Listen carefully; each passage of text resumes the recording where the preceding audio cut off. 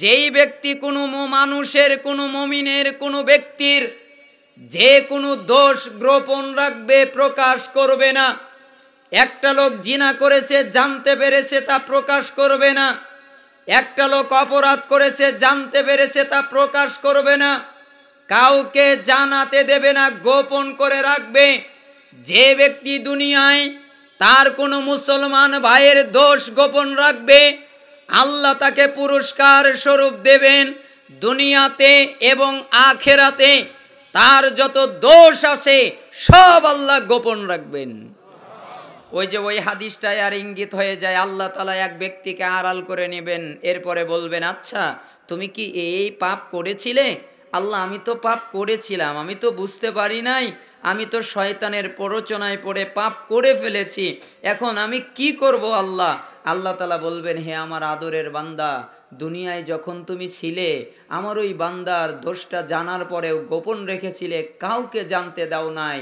তুমি যদি আমার বান্দা হয়ে আর একজন বান্দার দোষ গোপন রাখতে পারো, আমি তোমার রব মাবুদ হয়ে তোমার দোষ গোপন রাখতে পারি না? যাও, তোমার দোষ কাউকে জানাবো না, মাফ করে দিলাম। এরপরে আল্লাহর নবী বললেন, আল্লাহু ফি আউনিল আবদু মা কানাল আবদু ফি আউনি আখিহি। আল্লাহ তাআলা কোনো বান্দাকে ততক্ষণ পর্যন্ত সাহায্য করেন যতক্ষণ সে তার ভাইয়ের সাহায্য করে। আপনি যদি বলেন আমি আল্লাহর সাহায্য পেতে চাই, তাহলে আপনি আপনার মুসলিম ভাইয়ের সাহায্য করা শুরু করে দেন। আপনি মুসলিম ভাইয়ের সাহায্য না করেন, তাহলে আল্লাহ আপনার সাহায্য করবে না। আপনি যদি মুসলিম ভাইয়ের সাহায্য করেন, তাহলে আল্লাহ আপনার সাহায্য করবে। ওমান সালাকা তরিকান ইয়ালতামিসু ফীহি ইলমান সাহালাল্লাহু লাহু বিহি তরিকান ইলাল জান্নাহ। এরপরে আপনাদেরকে আল্লাহর নবী বলছেন, যেই ব্যক্তি জ্ঞান অর্জনের জন্যে, যেই ব্যক্তি ইলম অর্জনের জন্যে, এছাড়া তার আর কোনো উদ্দেশ্য নাই, এছাড়া তার আর কোনো নিয়ত নাই, সে একটা মজলিসে গেছে, সে একটা মাহফিলে গেছে, সে একটা সম্মেলনে গেছে, আর তার অন্তরে নিয়ত রয়েছে জ্ঞান অর্জন করবে, ইলম অর্জন করবে, এই নিয়তে যদি কেউ কোনো মজলিসে যায়, তাহলে আল্লাহ তাআলা এর বিনিময়ে তার জন্য জান্নাতের পথ একদম সোজা করে দেয়, অথবা জান্নাতের পথসমূহের একটা পথে তাকে পৌঁছিয়ে দেয়। তার মানে জান্নাতের পথে পৌঁছার জন্যে শর্টকাট, সহজ একটা পথ, ইলম অর্জন করার জন্যে কোনো রাস্তায় যাওয়া। তার মানে আপনারা যারা ইলম অর্জন করতে এসেছেন, আপনাদের জন্য এই ফজিলত ইনশাআল্লাহ আল্লাহ তাআলা আপনাদেরকে জান্নাতে পৌঁছিয়ে দেবেন, যদি অন্তরে থাকে একমাত্র ইলম অর্জন করা আল্লাহর জন্য। অন্তর এবার ঠিক করতে পারবেন না? অন্তরের আগে যা ছিল কেটে ফেলেন, যে কস চিহ্ন দিলাম, কেটে দিলাম। এখন অন্তরে বললাম, হে অন্তর, আমি ইলম অর্জন করার জন্য এসেছি, এছাড়া আর কোনো উদ্দেশ্যে আসি নাই। ঠিক তো? একটা হাদিস বলি এর সমর্থনে, তাহলে বুঝতে সহজ হয়ে যাবে। মিশকাতের 213 নম্বরে হাদিসটা এসেছে, মুসনাদে আহমদের 21208 নম্বরে এসেছে, আবু দাউদের 3642 এসেছে, তিরমিজির 2681 কোন বর্ণনার 82 নম্বরে এসেছে, ইবনে মাজার 223 এসেছে, সহিহ আত-তারগিবের 70 নম্বরে এসেছে, দারিমির 354 নম্বরে এসেছে, মিশকাতের 212 এসেছে। হাদিসের মান সহিহ। কায়েদ বিন কাসির তিনি বলছেন, একদিন এক ব্যক্তি, আমি আবু দারদার কাছে বসেছিলাম দামেস্কের মসজিদে। দামেস্কে যেই মসজিদ ছিল, ওই মসজিদে আবু দারদা বসেছিলেন। আমি কায়েস বিন কাসির, কোনো বর্ণনায় কাসির বিন কায়েস আছে, তিরমিজিতে কায়েস বিন কাসির ওই শুদ্ধ না, আর মিশকাতে কাসির বিন কায়েস, এই রাবিটাই শুদ্ধ। তার মানে আমি দামেস্কের মসজিদে আবু দারদার কাছে বসেছিলাম। এমন সময় একটা লোক দূর থেকে চলে আসলো, অনেক দূর থেকে চলে এসে আবু দারদার কাছে আসলো। এরপরে আবু দারদাকে বলল, হে আবু দারদা, আমি সুদূর রাসূল সাল্লাল্লাহু আলাইহি ওয়াসাল্লামের মসজিদ মদিনা থেকে এসেছি আপনার কাছে। অন্য কোনো উদ্দেশ্যে আসি নাই, ব্যবসার কারণে আসি নাই, বাণিজ্যের কারণে আসি নাই, অন্য কোনো কারণে আসি নাই। যে কোনো কারণ হতে পারে, কোনো কারণে আসি নাই, শুধুমাত্র এসেছি আপনি একটা হাদিস বর্ণনা করবেন। আপনার কাছ থেকে ওই একটা হাদিস জানার জন্য এসেছি। আপনি ওই একটা হাদিস বলবেন, আমি ওই একটা হাদিস গ্রহণ করব, এরপরে আমি চলে যাব। এছাড়া আর কোনো উদ্দেশ্যে আসি নাই। বলেন তো কোথায় থেকে? মদিনা থেকে দামেস্কে 2000 কিলোমিটারের বেশি। কয় হাজার? 2000। আমাদের বাংলাদেশের এই প্রান্ত থেকে, এক প্রান্ত থেকে, টেকনাফ থেকে তেতুলিয়া 2000 কিলোমিটার মনে হয় হবে না, 1000 হবে। হবে সন্দেহজনক। তার মানে 2000 কিলোমিটার হবে না। ডাবল যদি পাক দেওয়া হয় তাও হবে না, কিছু বাকি থাকবে। আর ওই সাহাবী দামেস্কে গিয়েছে কোথায় থেকে? মদিনা থেকে।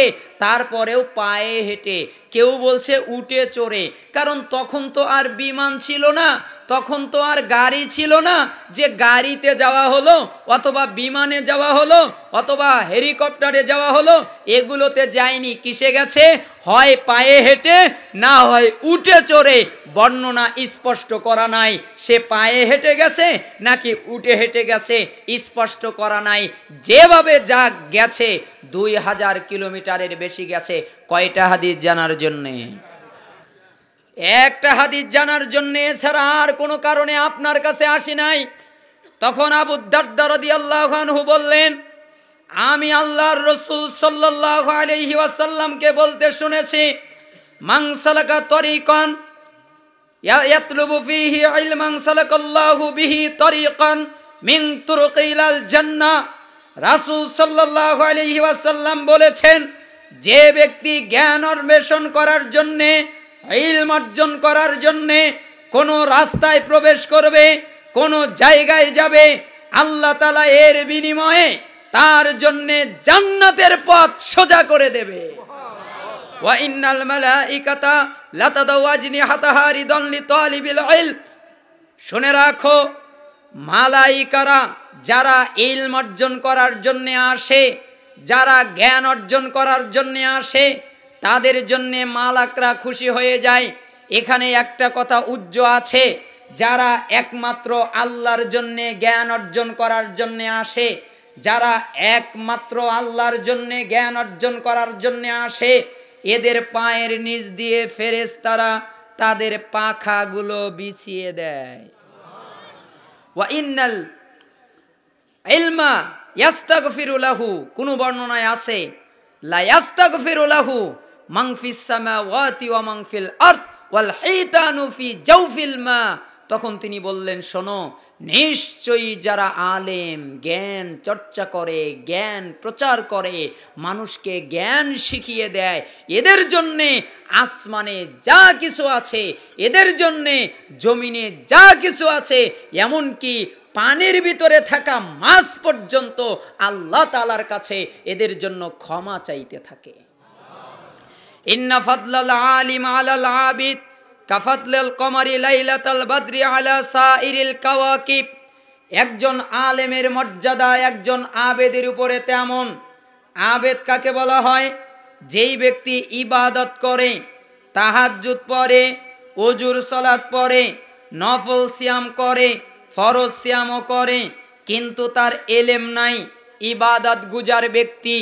আল্লাহর নবী বলছেন, এই ইবাদত গুজার ব্যক্তির উপরে একজন সাধারণ একজন আলেমের, যে তেমন ইবাদত করতে পারে না, শুধু ফরজ ইবাদতগুলো করে আর ইলম অন্বেষণ করে, মানুষের কাছে প্রচার করে, এদের মর্যাদা তেমন পূর্ণিমা রাতে তারকার উপরে চাঁদের মর্যাদা যেমন।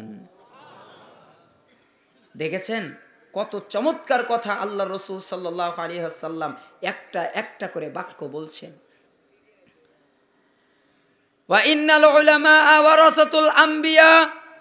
আর শুনে রাখো, আলেমগণ নবীগণের ওয়ারিস। ওয়া ইন্নাল আম্বিয়া লাম ইওয়ারিসু দিনারা ওয়ালা দিরহামা ওয়া ইন্নামা ওয়ারাসুল ইলম। আর নবীগণ উত্তরাধিকার সূত্রে মিরাস হিসেবে কোনো টাকা রেখে যান না, কোনো ধন দৌলত রেখে যান না, কোনো জমি জায়গা রেখে যান না, শুধুমাত্র ইলম রেখে যান। ফামান আখদাহু বিহাজ্জি ওয়াফিরিন ওয়া ফি রিওয়ায়াতিন ফামান আখদা বিহাজ্জি ওয়াফিরিন। নবীগণ অতএব যেই ব্যক্তি যেই পরিমাণ ইলম অর্জন করতে পারল, আল্লাহ তাআলা সে তত পরিমাণ মিরাস পেল। তার মানে সে যদি নবীদের ওয়ারিস হতে চায় তাহলে সে যেন ইলম অন্বেষণ করে। মনে হয় আপনাদের কষ্ট হচ্ছে।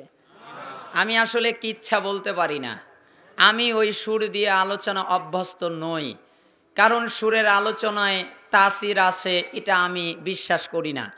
সুরের আলোচনা দিয়ে মানুষ পরিবর্তন হয় এটা আমি স্বীকৃতি দেই না। পরিবর্তন শুধুমাত্র কোরআন এবং সুন্নাহর মাধ্যমে এবং আল্লাহর রহমত দয়ার মাধ্যমে পরিবর্তন হয়। মানুষ জোর করে কাউকে পরিবর্তন করাতে পারে না, মানুষ জোর করে কাউকে শোনাতে পারে না। যার যার ইচ্ছা তারা গ্রহণ করবে, যার যার ইচ্ছা নয় তারা গ্রহণ করবে না। আমি দোয়া করি আল্লাহ এখানে যারা আছে প্রত্যেককে আপনি জান্নাতি হিসেবে কবুল করে নেন। আবার মিশকাতের 213 নম্বরে আরেকটি হাদিস এসেছে, তিরমিজির 2675 একটি হাদিস এসেছে।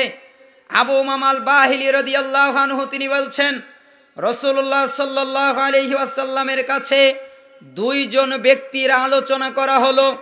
তাদের একজন ছিল আবেদ আর একজন ছিলেন আলেম।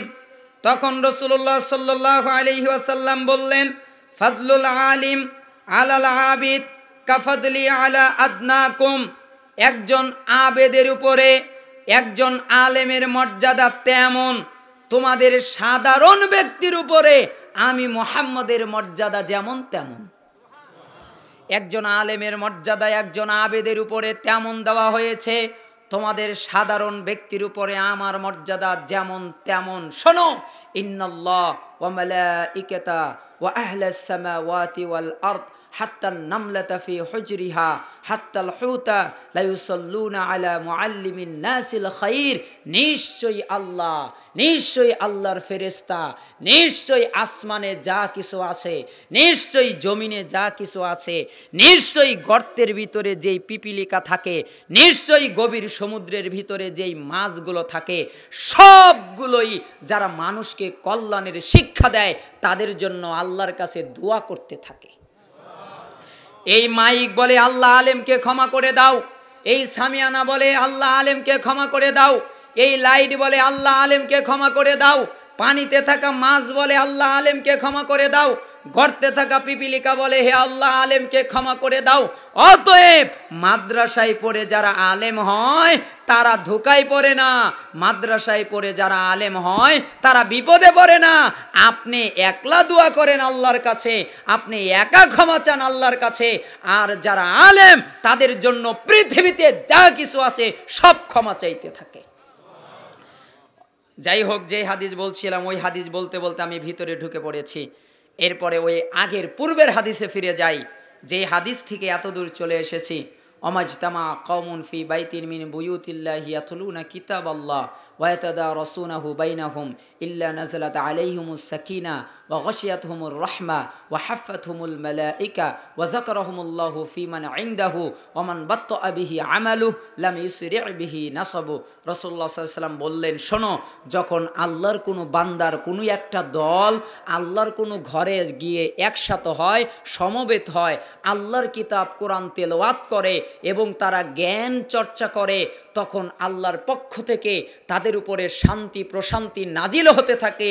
আল্লাহর রহমত তাদেরকে ঢেকে নেয়, ফেরেশতারা তাদেরকে ঘিরে নেয় এবং আল্লাহ নিজেই ফেরেশতা মালাকদের নিকটে তাদের এই সমাবেশের কথা আলোচনা করেন, বর্ণনা করেন। আর যার বংশ তাকে পিছিয়ে দেয়, যার আমল তাকে পিছিয়ে দেয়, যার আমল তাকে পিছিয়ে দেয়, তার বংশ তাকে কখনো এগিয়ে দিতে পারে না। ওইটা হচ্ছে মূল হাদিস, যেটা শায়েকরা বলছিলেন, ওইটার পরিপূর্ণ অনুবাদ আমি আপনাদের কাছে করলাম। আল্লাহ তাআলা এই হাদিস অনুযায়ী আমাদের আমল করার তৌফিক দান করুন। আপনারা ইলম নেবেন তো ইনশাআল্লাহ? অন্তর তো ক্লিয়ার আছে, মহাব্বত আছে তো ইলমের প্রতি? আশা করছি আল্লাহ তাআলা আপনাদেরকে কবুল করে নেবেন, আমিন। যেহেতু বোঝা যাচ্ছে আপনারা ইলম গ্রহণ করবেন। এবার চলুন আমরা আমাদের আলোচনায় চলে যাই। কি বিষয়ে আলোচনা করব? আমি আমার খুতবার ভিতরে একটা আয়াত পড়েছি, যেটা সূরা হাশরের 7 নম্বর আয়াত। ওয়ামা আতাকুমুর রাসূলু ফাখুযুহু ওয়ামা নাহাকুম আনহু ফান্তাহু। রসুল মুহাম্মদ তোমাদের যা দেয় তোমরা তাই তাই নাও, আর তিনি তোমাদেরকে যা থেকে নিষেধ করেন তোমরা তা থেকেই বিরত হও। ওয়াত্তাকুল্লাহ, আর এ ব্যাপারে আল্লাহকে ভয় করো। ইন্নাল্লাহা শাদীদুল ইকাব, নিশ্চয়ই আল্লাহ শাস্তি দানে খুবই কঠোর। তার মানে রসুল যা দেবেন তা নেবে, রসুল যা নিষেধ করবেন তা থেকে দূরে থাকবে। কেন রসুলের কথা নিতে হবে? আল্লাহ বলছেন, কুল ইন কুনতুম তুহিব্বুনাল্লাহা ফাত্তাবিউনি ইউহিব্বুকুমুল্লাহ ওয়া ইয়াগফির লাকুম যুনুবাকুম ওয়াল্লাহু গফুরুর রহিম। যদি তোমরা আল্লাহকে ভালোবাসো, যদি দাবি করো আমরা আল্লাহকে ভালোবাসি, ফাত্তাবিউনি, তাহলে আমার ইত্তেবা করো। তার মানে নবীর ইত্তেবা করো, নবীর আনুগত্য করো, নবী যা বলেছেন তা মেনে নাও। ইউহিব্বুকুমুল্লাহ, তাহলে আল্লাহ তোমাদের ভালোবাসবেন। ওয়া ইয়াগফির লাকুম যুনুবাকুম, এবং তোমরা যত পাপ করেছো, তোমরা যত অপরাধ করেছো, আল্লাহ সব পাপ অপরাধ ক্ষমা করে দেবেন। নিশ্চয়ই আল্লাহ ক্ষমাশীল, পরম দয়ালু। তার মানে এই আয়াত বোঝাচ্ছে রাসূল সাল্লাল্লাহু আলাইহি সাল্লামের ইত্তেবা করতে বাধ্য। সূরা নিসা ৮০ নম্বর আয়াত খোলেন, দেখেন আল্লাহ বলছেন, মাইয়ুতিউর রাসূলা ফাকাদ আতা আল্লাহ। যে ব্যক্তি রাসূলের আনুগত্য করলো সে আল্লাহর আনুগত্য করলো। তার মানে যে রাসূলকে মেনে নিল সে আল্লাহকে মেনে নিল। আল্লাহকে যারা ভালোবাসে তারা যেন রাসূলের ইত্তেবা করে, আল্লাহকে যারা ভালোবাসে তারা যেন রাসূলের আনুগত্য করে। এখানে একটা টিকা বা একটা কথা বলে রাখলে ভালো হয়, যেটা আমার গবেষণায় আমি পেয়েছি। ভালোবাসার কিছু আলামত আছে, ঘৃণার কিছু আলামত আছে। ভালোবাসার আলামত 3টা, ঘৃণার আলামত 3টা। এই 3টা আলামতে বুঝতে পারবেন আপনি তাকে ভালোবাসেন কিনা। এই 3টা আলামতে বুঝতে পারবেন আপনি তাকে ঘৃণা করেন কিনা। 1, বান্দা যাকে ভালোবাসে সে তার আনুগত্য করে। 2, বান্দা যখন যাকে ভালোবাসে সে তার সাথে সময় কাটাতে পছন্দ করে। 3, বান্দা যখন কাউকে ভালোবাসে তখন তার সাথে থাকতে, সময় কাটাতে তার বিরক্তি ঘটে না। তার মানে বান্দা যদি আল্লাহকে ভালোবাসে তার কথা মেনে চলবে, বান্দা যদি নবীকে ভালোবাসে তার কথা মেনে চলবে, বান্দা যদি আল্লাহকে ভালোবাসে তার সাথে সময় কাটাতে পছন্দ হবে, বান্দা যদি নবীকে ভালোবাসে নবীর সাথে সময় কাটাতে পছন্দ হবে। প্রশ্ন আসলো, নবীর সাথে সময় কেমনে কাটাবো? নবীর সাথে সময় কাটানো মানে নবীর হাদিসের সাথে সময় কাটানো। বান্দা যখন কাউকে ভালোবাসে কি ঘটবে না?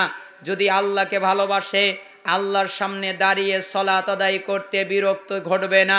যদি রাসূলকে ভালোবাসে রাসূলের হাদিস শুনতে বিরক্তি ঘটবে না।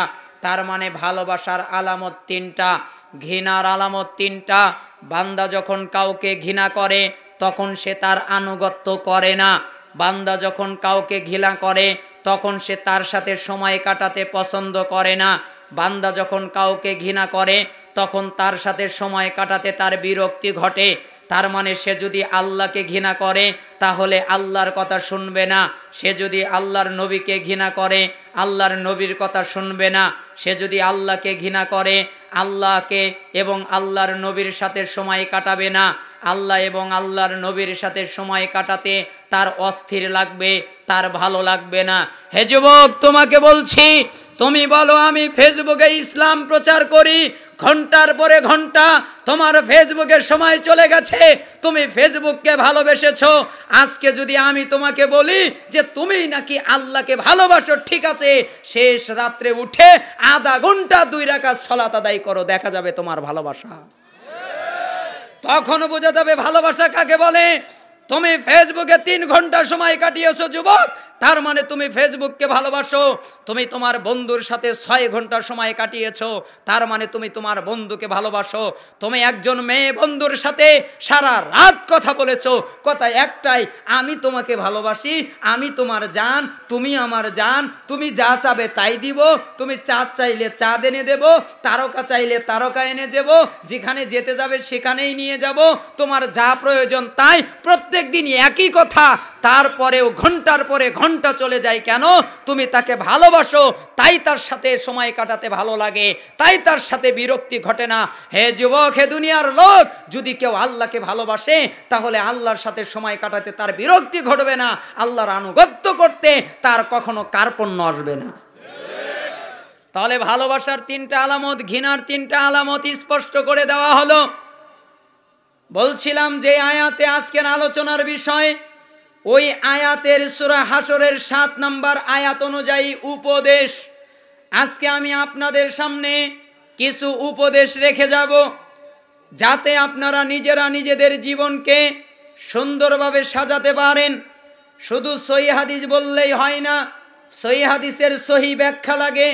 সহিহ হাদিসের যদি জাল ব্যাখ্যা করা হয়, সহিহ হাদিসের যদি জয়ীফ ব্যাখ্যা করা হয়, তাহলে জাল আর জয়ীফ হাদিস মানলে যা হবে, সহিহ হাদিসের জাল জয়ীফ ব্যাখ্যা মেনে সহিহ হাদিস মেনে তাই ঘটবে।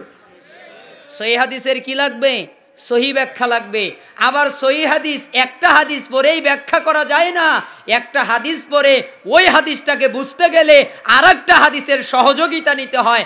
আগে আমরা বুঝতাম না, একটা হাদিস পড়তাম তো এই জন্য সহজে কিছু বুঝতে পারি নাই। যেমন আপনাদের কাছে একটা হাদিস রাখি, সহিহ বুখারীতে এসেছে 9 নম্বর হাদিস। আল্লাহর নবী বলছেন যে ইমানের শাখা 60-এর বেশি, আর লজ্জা ওয়াল হায়াউ শু'বাতুম মিনাল ঈমান, আর লজ্জাটা হচ্ছে ইমানের একটা শাখা, ইমানের একটা অংশ। আমরা সারা জীবন লজ্জা শব্দের অর্থ বুঝেছি যে পাপ থেকে দূরে থাকা, এটা একটা লজ্জা। তার মানে মানুষের সামনে খারাপ কাজ করা, এটা একটা লজ্জা। তার মানে আমি যদি একটা খারাপ কাজ করি, কেউ যদি আমাকে দেখে তাহলে কেমন লাগবে, একটু কষ্ট লাগবে বা আমার একটু লজ্জা লজ্জা করবে, এটা একটা লজ্জা। আমরা স্বাভাবিকভাবে বুঝে থাকি, কিন্তু লজ্জারও যে একটা ব্যাখ্যা আছে, লজ্জারও যে একটা হক আছে, এটা আমরা হাদিস যদি না পড়ি তাহলে বুঝতে পারবো না, ঠিক না? এই হাদিসেরও লজ্জার একটা ব্যাখ্যা আছে। আমি মাঝে মধ্যে বলি, কোনো ব্যক্তি যদি এক হাদিস বুঝে নেয়, আজকে লজ্জার হাদিস যেটা আমি এখন বলবো, এই একটা হাদিস যদি বুঝে নেয়, এই একটা হাদিস যদি আমল করে, এই একটা হাদিস যদি জীবনে বাস্তবায়ন করে, ওয়াল্লাহি আল্লাহর কসম করে বলছি, তাকে জান্নাতে যাওয়ার পথে আর কোনো কিছু বাধা হয়ে দাঁড়াবে না। হাদিসটা কি? আন ইবনে মাসউদিন রাদিয়াল্লাহু আনহু আন্নান নবী সাল্লাল্লাহু আলাইহি ওয়াসাল্লাম যাতা ইয়াউমিন লিআসহাবিহি, একদিন আল্লাহর নবী সাল্লাল্লাহু আলাইহি ওয়াসাল্লাম, ইবনে মাসউদ রাদিয়াল্লাহু আনহু তিনি বলছেন, একদিন আল্লাহর নবী সাল্লাল্লাহু আলাইহি ওয়াসাল্লাম সাহাবীদের সামনে আসলেন। এরপরে তিনি বললেন, ইস্তাহিয়ু মিনাল্লাহি হাক্কাল হায়া, তোমরা আল্লাহকে লজ্জা করার মতো লজ্জা করো। যেভাবে আল্লাহকে লজ্জা করতে হয় ওইভাবে তোমরা আল্লাহকে লজ্জা করো। তখন সাহাবীরা বললেন, ক্বালু ইন্না নাস্তাহি মিনাল্লাহি ইয়া নবী আল্লাহ, হে আল্লাহর নবী, আমরা আল্লাহকে লজ্জা করছি।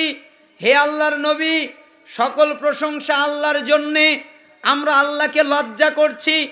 ক্বালা, তখন আল্লাহর নবী বললেন, লাইসা যালিক ওয়ালাকিন্না মান ইস্তাহইয়া মিনাল্লাহি হাক্কাল হায়া, হে সাহাবীরা, লজ্জার হক ওটা না, লজ্জা ওটা নয়।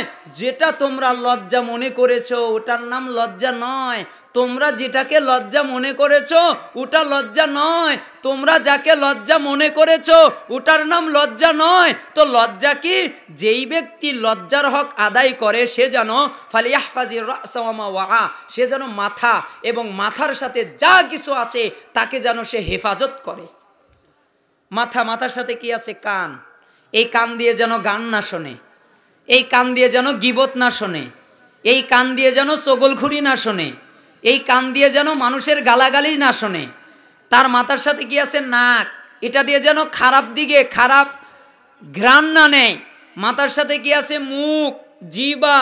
এই মুখ দিয়ে যেন হারাম প্রবেশ না করে, এই জিহ্বা দিয়ে যেন হারাম কোনো খাদ্য চাখা না হয়, এই জিহ্বা দিয়ে যেন মিথ্যা কথা বলা না হয়, এই জিহ্বা দিয়ে যেন অযাচিত কথা বলা না হয়। মাথার সাথে কি আছে? একটা মগজ, একটা চিন্তার জিনিস, ওইটা দিয়ে যেন খারাপ চিন্তা না হয়, ওইটা দিয়ে যেন মানুষের খারাপ চিন্তা করা না হয়। এই মাথাটা আল্লাহকে সেজদা করতে হয়, মাথাটা আল্লাহর জন্যে জমিনে নুয়ে দিতে হয়, এই মাথাটা আল্লাহর সামনে নুয়ে দিতে হয়। এই মাথাটা যেন আল্লাহ ছাড়া আর পৃথিবীর কারো সামনে ঝুঁকে না যায়। এটা হচ্ছে লজ্জার হক। লজ্জার হক হচ্ছে মাথা, আর মাথার সাথে যা কিছু আছে তা যেন হেফাজত করে। ফালিয়াহফাজিল রাসা ওয়া মা ওয়া ওয়ালিয়াহফাজিল বাতনা ওয়া মা হাওয়া, এবং পেট, এই পেটের সাথে যা আছে তা যেন হেফাজত করে। পেটের সাথে কি আছে? একটা হাত আছে, হাত যেন হেফাজত করে। পেটের সাথে কি আছে? স্টমাক আছে, যেখানে খাদ্য যায় ওখানে যেন হারাম না ঢোকে। পেটের সাথে কি আছে? দুইটা পা লাগানো আছে, এটা যেন খারাপ দিকে না যায়। পেটের সাথে কি আছে? লজ্জাস্থান আছে, এটা যেন খারাপ জায়গায় ব্যবহার না হয়। পেটের সাথে কি আছে? এই দেহের ভিতরে একটা গোস্তের টুকরা আছে। আলা ইন্না ফিল জাসাদি মুদগা ইযা সালাহাত সালাহাল জাসাদু কুল্লু ওয়া ইযা ফাসাদাত ফাসাদাল জাসাদু কুল্লু আলা ওয়াহিয়াল কলব। বনি আদমের অন্তরের দেহের ভিতরে একটা গোস্তের টুকরা থাকে, ওটা যদি খারাপ হয় তার আমল আখলাক সব খারাপ, আর ওটা যদি ভালো হয় তার আমল আখলাক সব ভালো।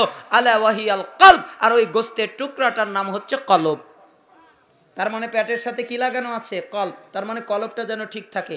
এখানে একটা টিকা বলে রাখলে ভালো হয়, কলবটা কেন আল্লাহ নাম করলেন? আমরা মানুষ, আমাকে মাঝে মধ্যে প্রশ্ন করে থাকে, আমি মাঝে মধ্যে এই শব্দগুলো নিয়ে ভাবি। যেমন এই লজ্জা শব্দটা নিয়ে ভাবতাম যে হায়া, এই লজ্জাটা আসলে কি?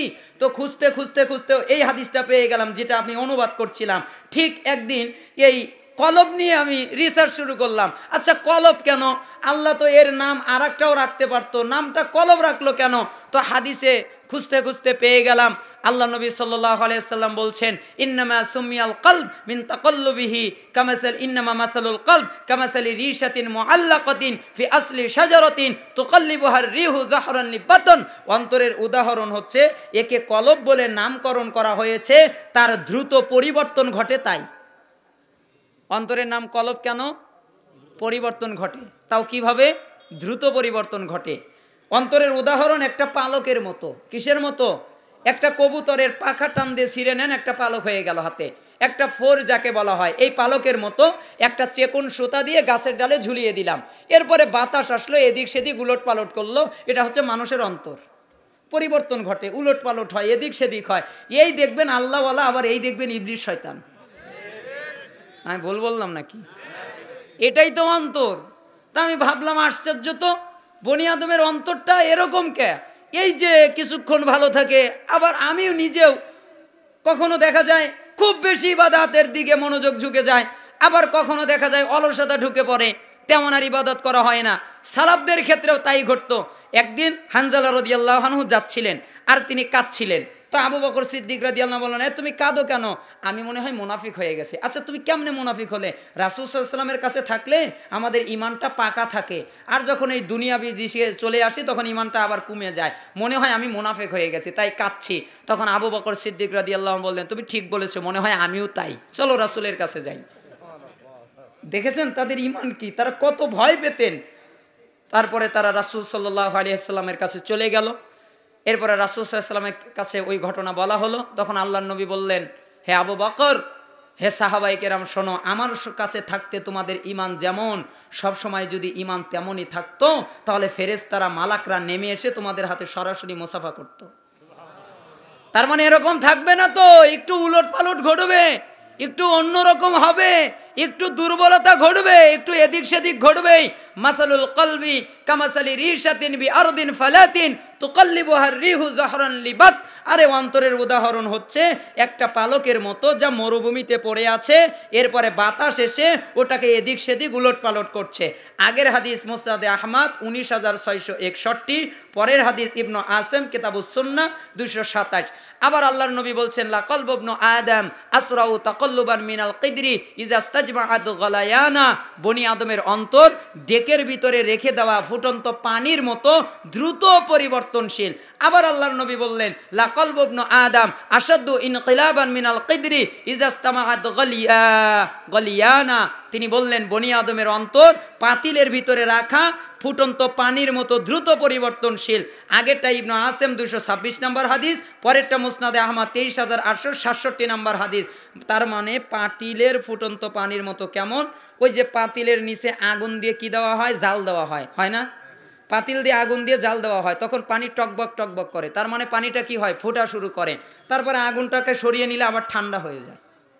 ঠিক বনি আদমের অন্তরও তাই। যখন তাদের কাছে কোরআনের কথা বলা হয়, যখন তাদের কাছে ইসলামের কথা বলা হয়, যখন তাদের কাছে কোরআন তেলাওয়াত করা হয়, যখন তাদের কাছে আল্লাহর কথা বলা হয়, যখন তাদের কাছে আল্লাহর নবীর কথা বলা হয়, তখন তাদের ঈমান বেড়ে যায়। যখন আবার তারা দুনিয়ার ভিতরে ঢুকে যায়, তখন ঈমান পানির মতো ডাউন হয়ে যায়। এটা হচ্ছে বনি আদমের কি? অন্তর, কলব। এই জন্য বলছিলাম কলবের একটা উদাহরণ। কষ্ট পেলেন নাকি? যে হুজুর কেবল উল্টায়, একটার ভিতরে আর একটাই ঢুকে যায়। আপনারা কষ্ট পেয়েন না, রাগ করিয়েন না, শুধুমাত্র বোঝাবার জন্যে এবং আমল যেন করতে পারি, একটা বিষয় যেন বুঝতে পারি, এই কারণে কথাটা বলছিলাম। আবার রাসূলুল্লাহ সাল্লাল্লাহু আলাইহি সাল্লাম আর এক জায়গায় আর একটা উদাহরণ দিচ্ছেন, মা মিনাল কুলুবি কলবুন ইল্লা ওয়ালাহু সাহাবাতুন কা সাহাবাতিল কমার। কমার যে, শুনে রাখো, বনি আদমের অন্তরের উপরে মেঘ জমে যায়, যেভাবে চাঁদের উপরে মেঘ জমে যায়। যখন চাঁদের উপরে মেঘ জমে যায়, তখন চাঁদটা আলোহীন হয়ে যায়। যখন তা থেকে মেঘ সরে যায়, তখন তা আলোকিত হয়ে যায়। বনি আদমের অন্তরেও মেঘ জমে যায়। পাপ করতে করতে একটা একটা করে কালো দাগ পড়তে পড়তে অন্তরটা কালো হয়ে যায়। যখন তওবা করে, ইস্তেগফার করে, জিকির করে, তখন কালো দাগ দূরীভূত হয়ে যায়, মেঘ সরে যায়, আলোকিত হয়ে যায়। মুস্তাদরাকে হাকিমে এসেছে এবং মুজামুল তাবারানির মুজামুল আউসাতে এসেছে 5220 নম্বর হাদিস। আবার আল্লাহর নবী বলছেন যে, ইন্নাল ঈমানা লা ইয়াখলাকু ফি জাওফি আহাদিকুম কামা ইয়াখলাকু সাওবুল খালিক ফাসআলুল্লাহ আন ইউজাদ্দিদাল ঈমান ফি কুলুবিকুম ওয়া আমালিকুম। শুনে রাখো, বনি আদমের অভ্যন্তরে যে ঈমান, এক সময় তা জীর্ণ হয়ে যায়, এক সময় পুরাতন হয়ে যায়। যেভাবে তোমাদের কাপড়, তোমাদের জামা এক সময় জীর্ণ হয়ে যায়, এক সময় পুরাতন হয়ে যায়। তো পুরাতন হলে জামা কি করো? নতুন একটা কিনো। তো তোমাদের ঈমানটা যখন পুরাতন হয়ে যায়, জীর্ণ হয়ে যায়, তখন আল্লাহর কাছে তখন তোমাদের ঈমানের নবায়ন কামনা করো। আবার মুসলিমের 2654 নম্বরে একটা হাদিস এসেছে, কোনো বর্ণনায় উল্টা এসেছে 2654, আবার কোনো বর্ণনায় 2654তে এসেছে। রাসূলুল্লাহ সাল্লাল্লাহু আলাইহি সাল্লাম বলছেন, বনি আদমের অন্তর আল্লাহর দুইটা আঙ্গুলের মধ্যে থাকে, তিনি যেভাবে চায় তা পরিবর্তন করেন, যেন তা একটি অন্তর। অতএব তোমরা অন্তর পরিবর্তন করার জন্যে আল্লাহকে বলো, আল্লাহুম্মা মুসাররিফাল কুলুব সররিফ কুলুবানা আলা তাআতিক। হে অন্তর পরিবর্তনকারী আল্লাহ, আপনার আনুগত্যের দিকে আমার অন্তরটাকে পরিবর্তন করে দেন। বলেন, এই বাক্যটা বলেন আল্লাহকে, সব সময় বলবেন, হে আল্লাহ আমার অন্তর পরিবর্তন করে দেন। আশ্চর্য একটা কথা মনে পড়ে গেল, আমাকে মাঝে মধ্যে অনেকেই বলে, হুজুর হক কোনটা, হুজুর সঠিক কোনটা? আরে সঠিক কোনটা? আমার কাছে আসলে আপনি সঠিক পাবেন? আমার কাছে আমারটাই সঠিক, আর একজনের কাছে যাবেন তারটাই সঠিক, পীর সাহেবের কাছে যাবেন পীর সাহেবেরটা সঠিক, মুহাদ্দিসের কাছে যাবেন তারটাই হক, মুফাসসিরের কাছে যাবেন তারটাই হক, ভণ্ড যেগুলো এই দুনিয়ায় আছে ওগুলোর কাছে যাবেন ওইগুলোরটাই হক, ওই যেগুলো তবলা বাজায় আর গান গায় আর ফকিরির তন্ত্র করে ওইগুলোর কাছে যদি যান, জান্নাতের পথ কোনটা? কোবা আমার বাবারটাই হক। আবার যদি তাদের জিজ্ঞাসা করা হয় যে আল্লাহর নবী তো বলেছেন 2 রাকাত সালাতও যদি কারো কবুল হয় তাহলে সে জান্নাতে যাবে, তো তোমরা সালাত পড়ো না কেন? কয় যেই দিন 2 রাকাত সালাত কবুল হবে ওই দিন পীর সাহেব বলে দেবে, ওই দিন 2 রাকাত সালাত পড়বো, কবুল হবে, জান্নাত যাব। মনে হয় মামার বাড়ি, তাই না? এই জন্য ওই রকম নয়, শর্টকাট নয়, সহজ নয়। রাসূলুল্লাহ সাল্লাল্লাহু আলাইহি ওয়াসাল্লামের এই বাক্যগুলো মনে রাখবেন। হক কখনো মানুষের কাছে পাওয়া যায় না, হক কখনো ব্যক্তির কাছে পাওয়া যায় না, হক কখনো কোনো দলের কাছে পাওয়া যায় না, হক কখনো কোনো লোকের কাছে পাওয়া যায় না। হক পাওয়া যায় তার কাছে, হক এসেছে যার কাছ থেকে। বলেন তো ওই জিনিসটার নাম কি? পবিত্র কোরআন আল্লাহর কাছ থেকে পবিত্র কোরআন এসেছে। অতএব হক পেতে চাইলে কোরআনে যেতে হবে, হক পেতে চাইলে হাদিসে যেতে হবে, এছাড়া অন্য কোনো জায়গায় গেলে হক পাওয়া যাবে না। রাসূল সাল্লাল্লাহু আলাইহি সাল্লাম বলছিলেন, লজ্জার হক আদায় করো। লজ্জা হচ্ছে মাথার সাথে যা আছে তা হেফাজত করা, পেটের সাথে যা আছে তা হেফাজত করা। ফালিয়াহফাযির রা'সা ওয়া মা ওয়া ওয়ালিয়াহফাযিল বাতনা ওয়া মা হাওয়া ওয়ালিয়াযকুরিল মাউত ওয়াল বিলা ওয়া মান আরাদাল আখিরাতা তারাকা যিনাতাদ দুনিয়া ফামান ফাআলা যালিক ফাকাদ ইস্তাহয়া মিনাল্লাহি হাক্কাল হায়া। এরপরে আল্লাহর নবী বললেন, প্রথমটা বললেন মাথা যা ধারণ করে তা হেফাজত করবে, পেট যা ধারণ করে তা হেফাজত করবে, এবং তোমার উচিত মৃত্যুর কথা মনে করা, এবং তোমার উচিত মৃত্যুর পরে তোমার হাড়গুলো পচে গলে যাবে, নিঃশেষ হয়ে যাবে, শেষ হয়ে যাবে, এই কথা চিন্তা করা। তোমাকে মরার কথা চিন্তা করতে হবে, মরার পরে তোমার হাড়গুলো পচে যাবে, গলে যাবে, তা চিন্তা করতে হবে। তোমার আজকে ক্ষমতা যত বড় হোক না কেন, তোমার আজকে দেহ যত মোটা হোক না কেন, তোমার আজকে দেহে যত শক্তি থাকুক না কেন, তোমাকে কবরে যেতে হবে। তোমার শরীরের গোশতগুলো পোকা খেয়ে খেয়ে শেষ করে দেবে, তোমার হাড়গুলো মাটি খেয়ে খেয়ে হাড়গুলো শেষ করে দেবে, মাটির সাথে মিশে যাবে। ব্যক্তির উচিত মরার কথা চিন্তা করা, ব্যক্তির উচিত মরার পরে হাড়গুলো পচে গলে যাবে, ওই কথা চিন্তা করা। এই বাক্য বোঝাতে গিয়ে আর একটা হাদিস আপনাদের সামনে আনি। সাহল ইবনে সাদ রাদিয়াল্লাহু আনহু তিনি বলছেন, জিবরাইল আমিন সরাসরি এসে আল্লাহর নবীর কাছে আসলেন। এরপরে আল্লাহর নবীকে বললেন, হে আল্লাহর নবী, আমি আপনাকে কিছু উপদেশ করব, আপনি তা মনে রাখবেন। কি উপদেশ? ইসমা শি'তা ফা ইন্নাকা মাইতুন। হে মুহাম্মদ, আপনি যার সাথে খুশি বন্ধুত্ব করেন, কিন্তু মনে রাখেন আপনি মৃত্যুবরণ করবেন, আপনি দুনিয়া থেকে চলে যাবেন। ওয়া হাবিব মান আহবাবতা ফা ইন্নাকা মাফারিকুহু। আপনি যাকেই বন্ধু বানান না কেন তাকে ছেড়ে আপনি চলে যাবেন। ওয়া আমাল মা শি'তা ফা ইন্নাকা মাজজিয়ুম বিহি। আপনি যা খুশি কাজ করেন আপনি তার ফলাফল পাবেন। আপনি মনে রাখেন, ইসমা শি'তা ফা ইন্নাকা মাইতুন। ইসমা শি'তা যতদিন খুশি জীবন যাপন করেন, কিন্তু মনে রাখেন আপনি মৃত্যুবরণ করবেন। আপনার মনে চাই 100 বছর, আপনার মনে চাই 200 বছর, আপনার মনে যা চায় মন তো বলেই 1000 বছর বেঁচে থাকি, মন তো বলেই সারা জীবন বেঁচে থাকি, মন তো বলেই আরো কিছুদিন বেঁচে থাকি। আপনার মন যা বলুক না কেন, আপনি যতদিন খুশি দুনিয়ায় জীবন যাপন করেন, কিন্তু মনে রাখবেন আপনি মৃত্যুবরণ করবেন। আপনি যা খুশি যাকে খুশি ভালোবাসেন, আপনি যাকে খুশি বন্ধু বানান। আপনার বন্ধু হতে পারে টাকা, আপনার বন্ধু হতে পারে কোনো জিনিস, আপনার বন্ধু হতে পারে কোনো আসবাবপত্র। আজকে আমরা বলতে পারি আপনার বা আমার বন্ধু হতে পারে কোনো গাড়ি, বন্ধু হতে পারে কোনো বাড়ি, বন্ধু হতে পারে কোনো নারী, বন্ধু হতে পারে কোনো জায়গা জমিন, যে কোনো জিনিস যা খুশি বন্ধু বানান, নিষেধ করা হচ্ছে না, কিন্তু মনে রাখবেন আপনি তাকে ছেড়ে যাবেন। হে নবী, যা খুশি কাজ করেন, নিষেধ করা হচ্ছে না। আপনি চাইলে পাপ করতে পারেন, আপনি চাইলে অন্যায় করতে পারেন, আপনি চাইলে অপরাধ করতে পারেন, আপনি চাইলে জুলুম করতে পারেন, আপনি চাইলে অত্যাচার করতে পারেন, যা খুশি কাজ করেন, তাতে কোনো সমস্যা নাই, কিন্তু মনে রাখবেন আপনি তার প্রতিফল পাবেন। আপনার কাজ যদি আল্লাহর জন্য হয় তাহলে তা হবে, আর আপনার কাজ যদি কষ্ট দেওয়া হয় তাহলে তাই হবে। মিশকাতের 5027 নম্বরে একটা হাদিস এসেছে, আবু হুরায়রা রাদিয়াল্লাহু আনহু তিনি বলছেন, রাসূলুল্লাহ সাল্লাল্লাহু আলাইহি ওয়াসাল্লাম বের হলেন। এরপরে তিনি বললেন, হে সাহাবায়ে কেরাম, তোমরা কি বলতে পারো প্রকৃত গরিব কাকে বলে?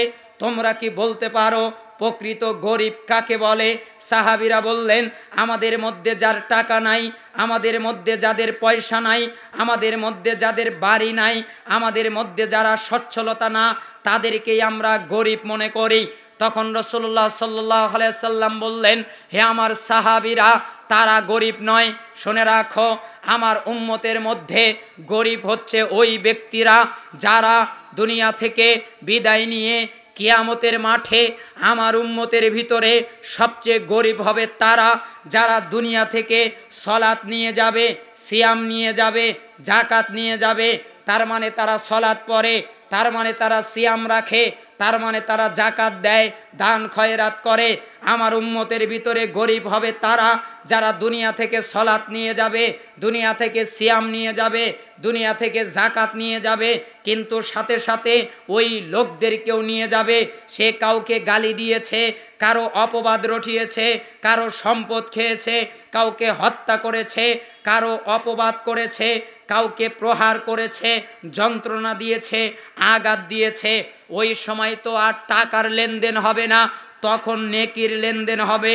তাদের শোধ দেওয়ার জন্যে ওই ব্যক্তি সলাত সিয়াম জাকাত নিয়ে যাবে, আর ওই লোকদেরকেও নিয়ে যাবে। তখন আল্লাহ বদলা দিয়ে দেবেন, তার নেকিগুলো তাকে দিয়ে দেবেন।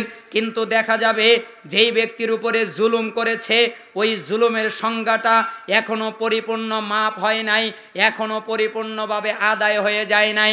তখন কি হবে?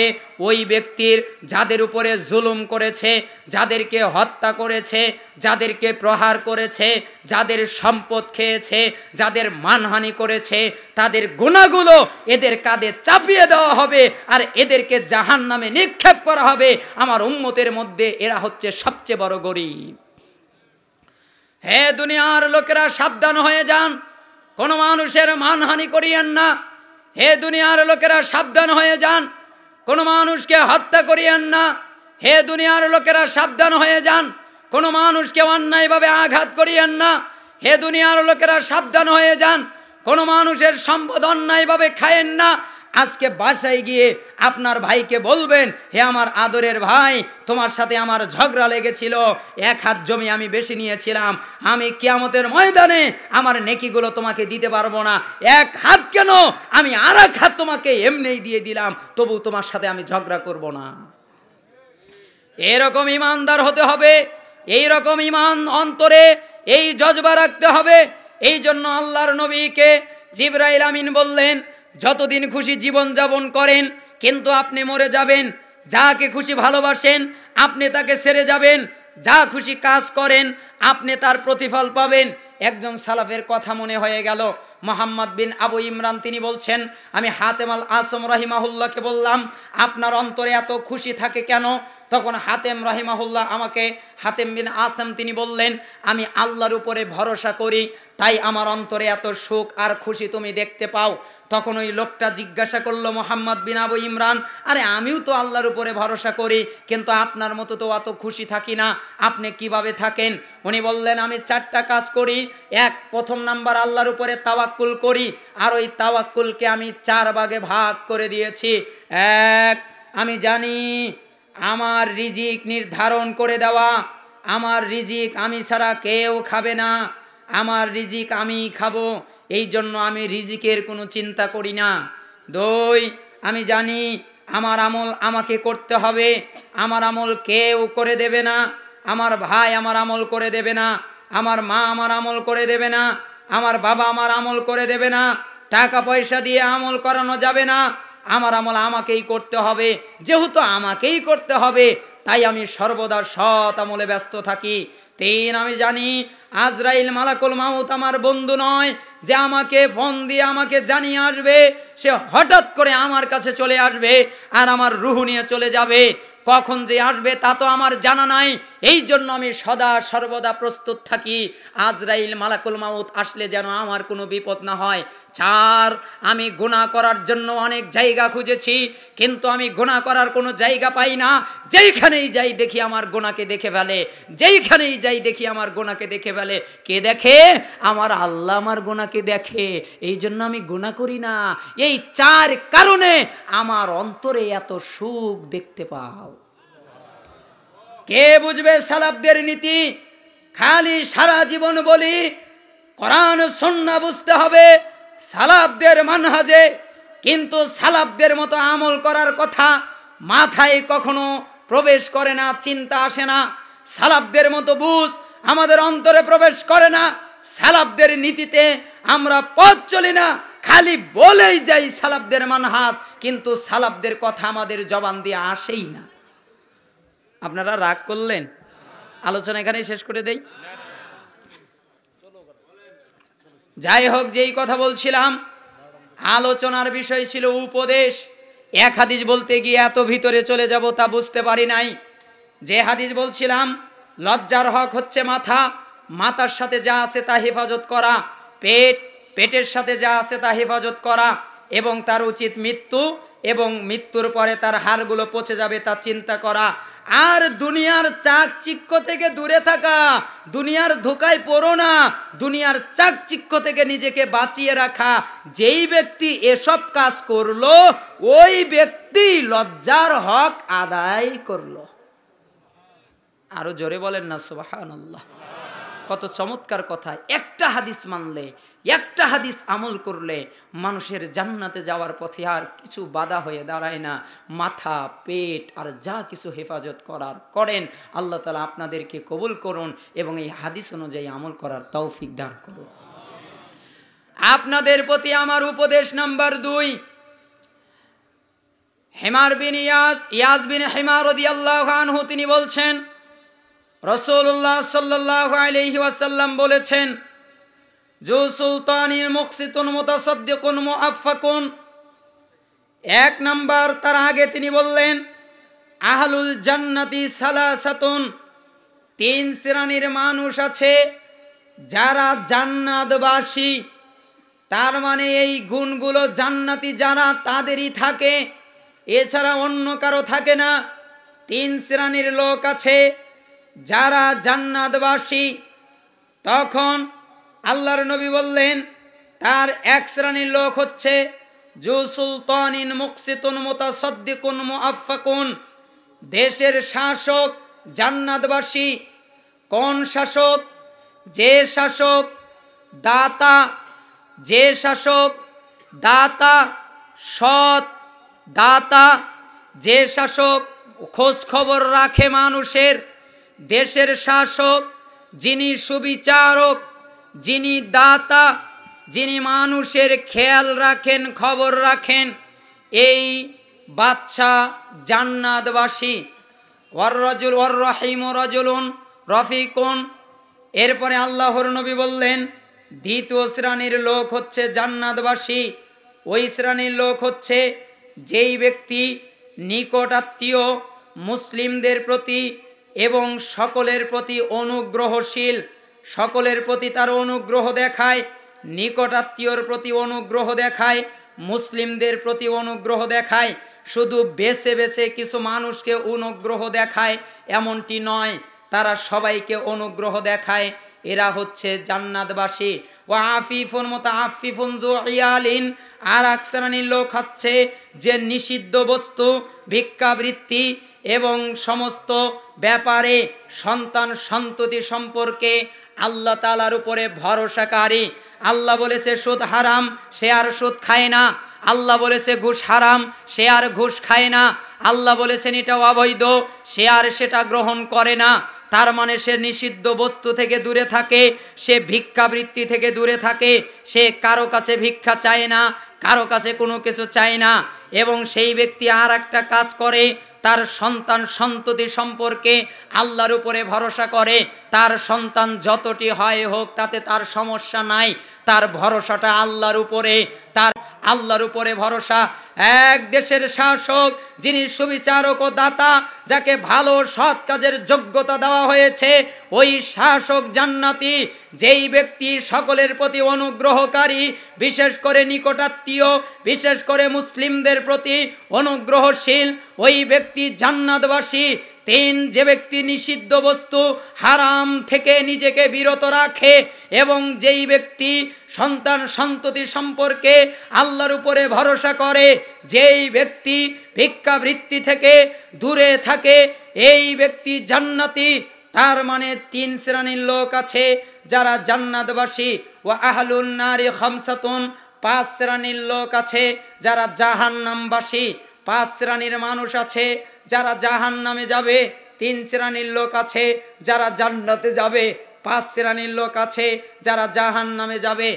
আদ-দাঈফুল্লাযী লা জাবরা লাহু, আদ-দাঈফুল্লাযী লা জাবরা লাহু, যে শুনে রাখো তার এক শ্রেণীর লোক হচ্ছে, তাদের এক শ্রেণীর মানুষ হচ্ছে দুর্বল দুর্বল জ্ঞান সম্পন্ন ব্যক্তি, আর তার নিজের স্থূল বুদ্ধির কারণে নিজেকে কুপ্রবৃত্তি থেকে ফিরাতে পারে না, নিজেকে হারাম থেকে ফিরাতে পারে না, অর্থাৎ সে নিজেকে খারাপ থেকে ফিরাতে পারে না। কিসের কারণে? তার নিজের কুপ্রবৃত্তির কারণে, নিজের কুবুদ্ধির কারণে, তার জ্ঞান না থাকার কারণে সে নিজেকে ফিরাতে পারে না হারাম থেকে এই ব্যক্তি। আর যেই ব্যক্তি স্ত্রীরও প্রয়োজন বোধ করে না, হালাল হারাম মালেরও প্রয়োজন করে না, অর্থাৎ ব্যভিচারে লিপ্ত থাকার কারণে স্ত্রীর প্রয়োজন বোধ করে না, তার কাছে মাল হারাম হলেই কি হালাল হলেই কি তার পেট ভরলেই যথেষ্ট। আল্লাহর নবী বললেন এই লোকটা জান্নাতি আর এই লোকটা জাহান্নামী। আর আপনাদের বেশি কষ্ট দিব না।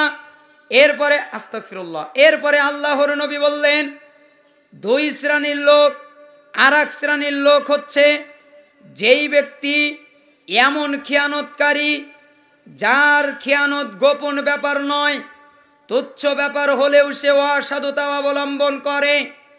তিন এমন ব্যক্তি যে তোমাকে, তোমার পরিবার পরিজনকে ধোঁকা দেওয়ার জন্যে সকাল সন্ধ্যায় চিন্তামগ্ন থাকে। চার ওয়াজাকারাল বুখলা ওয়াল কাযিবা, এক হচ্ছে কৃপণ আর এক হচ্ছে মিথ্যাবাদী। দুইটা মিলে আল্লাহর নবী একটা নাম্বার দিলেন। তার মানে কৃপণ ও মিথ্যাবাদী একসাথে, এই লোক জাহান্নামবাসী। এরপরে বললেন ওয়াশিংজিরুল ফাহাশ, ওই ব্যক্তি যে দুশ্চরিত্র, ওই ব্যক্তি যে অশ্লীল ভাষায় গালাগালি করে, কথা বলে, তারা জাহান্নামী। এক দুর্বল জ্ঞান সম্পন্ন ব্যক্তি, তার জ্ঞান না থাকার কারণে পাপ থেকে সে দূরে থাকতে পারে না এবং সে স্ত্রীর প্রয়োজন বোধ করে না। দুই এমন খেয়ানতকারী যে তুচ্ছ ব্যাপার হলেও অসাধুতা অবলম্বন করে। তিন যে তোমাকে, তোমার পরিবার পরিজনকে ধোঁকা দেওয়ার জন্যে সকাল সন্ধ্যা চিন্তামগ্ন থাকে। চার যে ব্যক্তি কৃপণ ও মিথ্যাবাদী। পাঁচ যেই ব্যক্তি অশ্লীল বাক্যালাপকারী এবং মিথ্যা অশ্লীল কথা বলে, গালাগালি করে, অশ্লীল বাক্য আলাপ করে, এই লোকটা জাহান্নামবাসী। আল্লাহর নবী বললেন তিন শ্রেণীর লোক জান্নাতবাসী। আল্লাহর নবী বললেন পাঁচ শ্রেণীর লোক জাহান্নামবাসী। আমি অনুবাদ করে দিলাম, মানা না মানা আপনাদের ব্যাপার। মিশকাতে 4960 নম্বর হাদিস। আজকের আলোচনার শেষ হাদিস। আন আবি হুরায়রা রাদিয়াল্লাহু আনহু আন্না রাসূলুল্লাহ সাল্লাল্লাহু আলাইহি ওয়াসাল্লাম قال, আবু হুরায়রা রাদিয়াল্লাহু আনহু তিনি বলছেন রাসূলুল্লাহ সাল্লাল্লাহু আলাইহি ওয়াসাল্লাম বলেছেন সালাসুন মুনজিবাতুন ওয়া সালাসুন মুহলিকাত, তিনটি জিনিস আছে পরিত্রাণকারী যা মানুষকে জাহান্নাম থেকে রক্ষা করবে। তিনটি জিনিস আছে ধ্বংসকারী যা মানুষকে ধ্বংস করবে। ফাআম্মাল মুনজিবাত, তিনটা পরিত্রাণকারী জিনিসগুলো হলো ফাতাকুল্লাহি ফিস সিররি ওয়া আলানিয়া, তার একটা হচ্ছে প্রকাশ্যে গোপনে আল্লাহকে ভয় করা। মানুষের সামনে যেমন আল্লাহকে ভয় করবে, সে যখন গোপনে যাবে তখনও আল্লাহকে ভয় করবে। আচ্ছা, আপনাদের কি একটা হাদিস শুনতে কষ্ট হয়ে গেল নাকি? তাহলে এখানেই শেষ করে দেই। আমি তো আপনাদের কষ্ট দিতে চাচ্ছি না।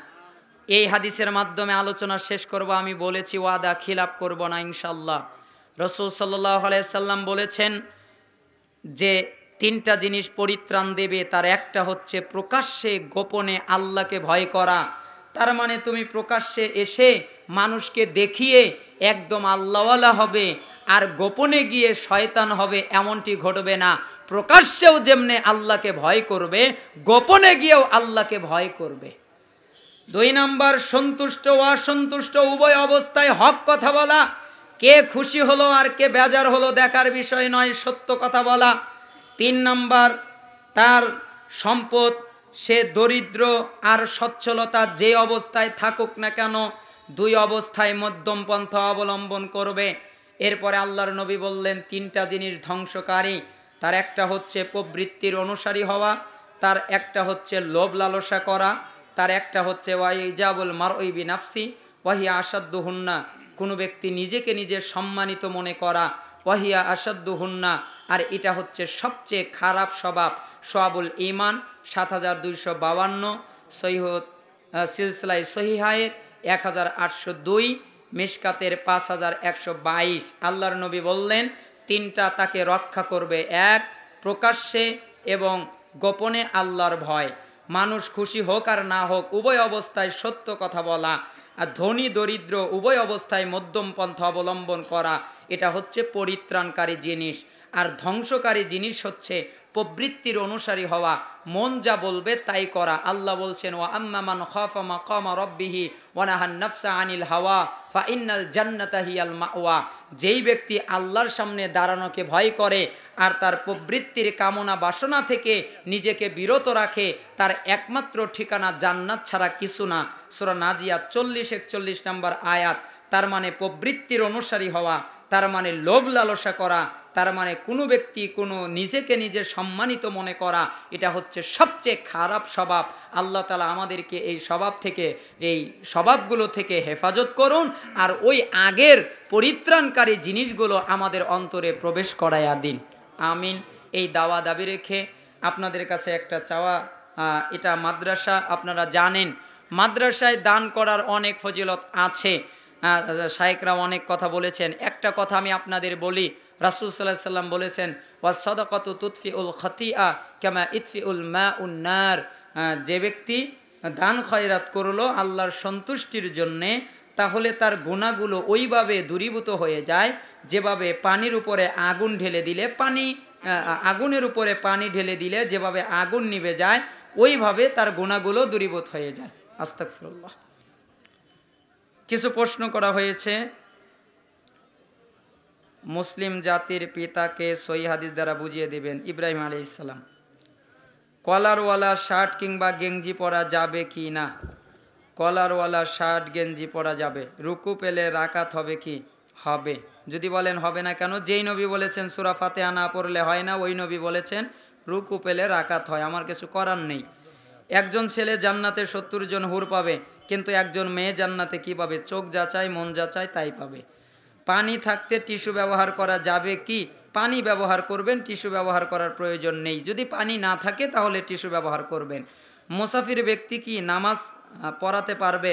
অবশ্যই পারবে, যদি যোগ্য ব্যক্তি না থাকে। হাঁটুর উপরে কাপড় তোলা যাবে কি না? হাঁটুর উপরে কাপড় তোলা যাবে না।